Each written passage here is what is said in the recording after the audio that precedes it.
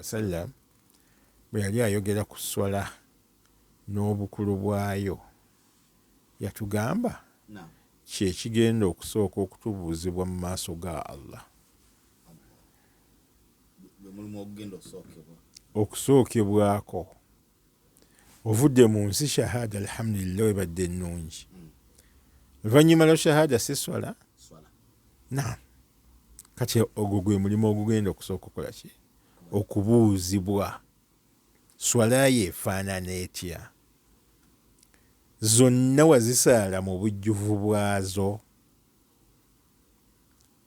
Ntera kukyogera nti okuva lwe waweza emyaka 15 oba bw'aba mukyala okuva lwe yatandika okubeera ng'akola ki? Akyalako emasaaba. Emyaka egyo gyonna esswala eziri mu makkati awo zonna, olwaleero olina emyaka 3, olina emyaka 27, olina emyaka 60, olina emeka, zonna esswala ozisadde. Ozisadde mu kiseera kyazo, ozisadde era akazaazo byonna byonna nga obitegeera. Awo Rasul sallallahu alaihi wasallam kyabaga nti bwerisangibwa nga nzijuvu okumanya esswala nkulu nnyo, awo Allah agenda kugamba nti yitawo obuyisi ogende mu jjana. Ebirala byonna nga tabikoze ki? Tabitunuddeemu. Esswala bwerisangibwa nga ki? Nga nzijuvu. Naye ate bwerisangibwa nga si nzijuvu, awo Allah alagire batandika okukubala kamu kamu ku bintu byewakola ki? Byewakola ku nsi kuno. Batandika okubibala kimu kimu kimu okuva lwe waweza emyaka 15 okuva emyaka gy'oviiriddemu mu dduniya muno. Olabira ddala ng'eyo hadithi etulagira nti esswala kiki? Kikulu nnyo nnyo nnyo. Era Allah we yagambira nti inna salata tanha anil fahshai wal munkar. Esswala eziyiza okukola ki? Eziyiza omwana Adamu okubeera ng'akola ebyambyone. Esswala kasi obeera ng'ogisadde mu butuufu bwayo n'otuuka n'okugitegeera kiki kyetegeeza, toyinza kuva ku swala n'odda wali n'okola ki? N'olyaza amanya musiraamu munno oba atali musiraamu. Toyinza kuva ku swala n'ogenda mu baka banno oba mu bawala b'abantu. Alright? Wano ng'obadde osoose kusaala. Esswala entuufu ebyo byonna byonna ebikola ki? Ebikujjako. Bwe bukulu bw'esswala. Kale bwe ngamba nti katutandikire ku kibuuzo kya swala kitegeerekeka. Omwana wa myaka 7 fe abali emabega nza okwesanga nga mulimu n'ow'enkaaga, ne weesanga nga mulimu n'owa 5, 2 n'okusoba. Atusaaze era tugoberere. Ekirungi kyaffe mu Busiraamu si bintu byakweteerawo bweteezi. Kino nze ono mwana waki? Mwana wa chairman, mwana wa imam, mwana wa gundi. Oyo omwana atukulembere. Si bwe kukola ki? Si bwe bitambula. Nabiyuna Muhammad sallallahu alaihi wasallam atugamba nti omwana waaweza emyaka 7. Waaweza emyaka meka? 7. Tandika omulagira okusaala. Oyo alagirwa bulagirwa kola ki? Kusaala. Kino kiri bwe kiti, kino kiri bwe kiti, kino kiri bwe kiti, kino kiri bwe kiti.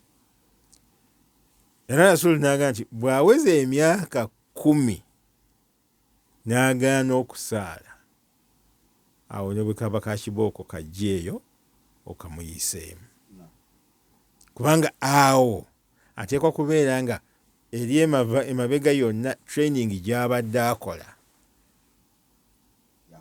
yakusaala kati amaze okuyiga ku myaka 10. Okiraba?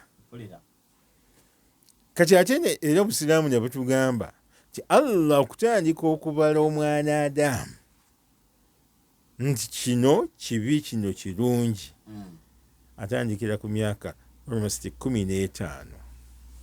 Tiyayogera myaka ye Allah, yayogera sayinzi oba balama batubulira sayinzi ezikulaga nti okuze, right?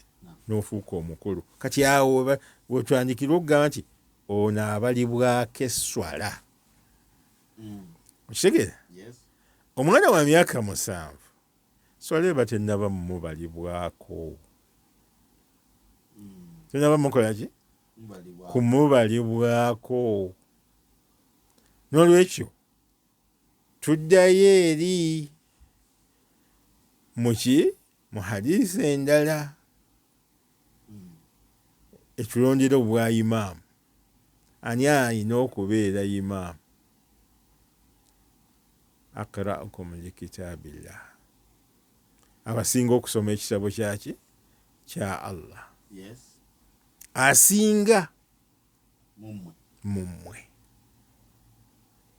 si ayasinga okugikwata. Byanjawulo. Ebyo byo byaki byanjawulo. Oyinza okuba nga yagikwata, right? Naye nga amateeka tegannaba mumukwatako ng'oyo w'emyaka 7. Oyo tabeera mu ba aqra'ukum likitaabillah. Era okumanya era obusiraamu bugenda wala nnyo. Nabaga nti bwe muba mwenkanyenkanye mu kusoma Qur'an mwenna muli balungi. Kati ate abasinga okumanya sunna za Rasulullahi sallallahu alaihi wasallam yabeeranga imaamu. Byonna bwe mwenkanankana, akbarukum sinnan, abasinga obukulu yabeera ani? Imaamu. Okitegedde ekyo? Kati tulina bisatu. Abasinga okusoma Qur'an, right? Kugisoma n'okugitegeera byonna biri wamu. Bwe mwenkanankana amanyi sunna za Rasulullahi sallallahu alaihi wasallam okubasinga. Bwe kibanga mwenkanyenkanye abasinga obukulu yabasaaza. Tuli fena? Awo tuli mu bantu abakola ki? Abakwalifyinga okubeera ba imaamu. Omwana w'emyaka 7 abatannaba kukwalifyinga wadde nga mu maka agamu ne mu bika ebimu ne mu bitundu ebimu oyinza okwesanga nga ow'emyaka 7 yasinga okusoma Qur'an. Yasinga okukola ki? Okumanya Qur'an, okugisoma nga wa myaka 7. Kitegeeza yagitandika ogisoma nga myaka nga 5 awo. N'agenda ng'asoma. Oyinza okwesanga nga masha Allah yasingawo. Kati ate ebya hadisi awo naye era yabasinga. Si kyangu.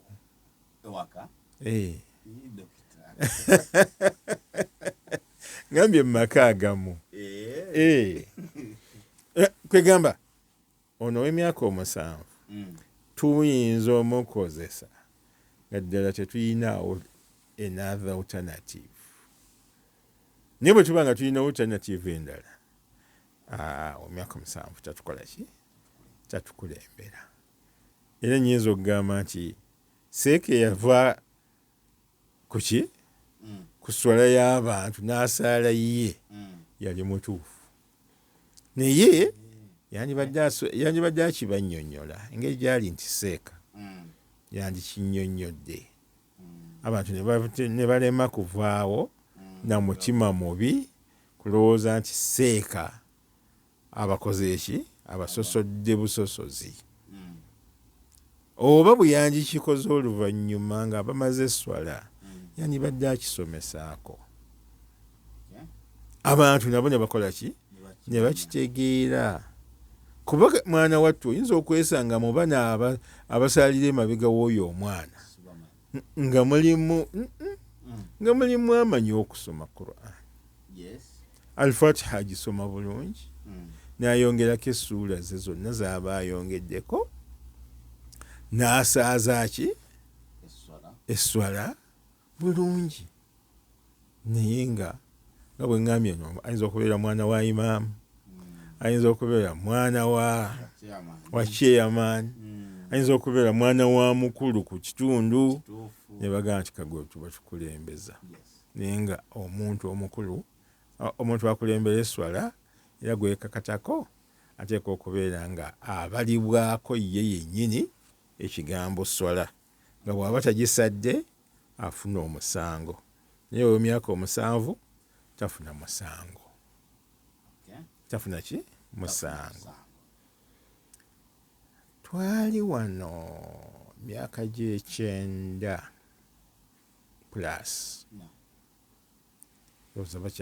abawuliriza abamu bakyajjukira waliwo omwana eyava e Tanzania yali Sharifu right? Nga mwana muto ne bw'aba asomesa ddoboozi oliwulira to right? Oyo ng'akola ki nga aliko ebyewuunyisa kyali kituufu bayibuli ng'agisomera ddala kumpi yonna Qur'ani ng'agisomera ddala bulungi aya n'aziggyayo bulungi ne hadisi n'azikola ki n'azisomesa bulungi ne mwana wattu olw'okuba mwana nze namulaba twali wano wennyini ndowooza ko ayyo n'ajja n'asomesa bulungi abantu ne naye nagenda okufuluma ebweru namusanga azannya kapiira ne baana banne ng'azannya kapiira n'abaana banne ng'era toyinza kwawulawo kyono kati olabira ddala nti ono ayinamu ebinankani ebibi eby'obuto era by'aba alina okukola n'olwekyo oyo ye tatukola ki tatusaaza atusaaza teekwa kubeera nga esswala emaze okubeera ng'emukakatako wallahu a'lam.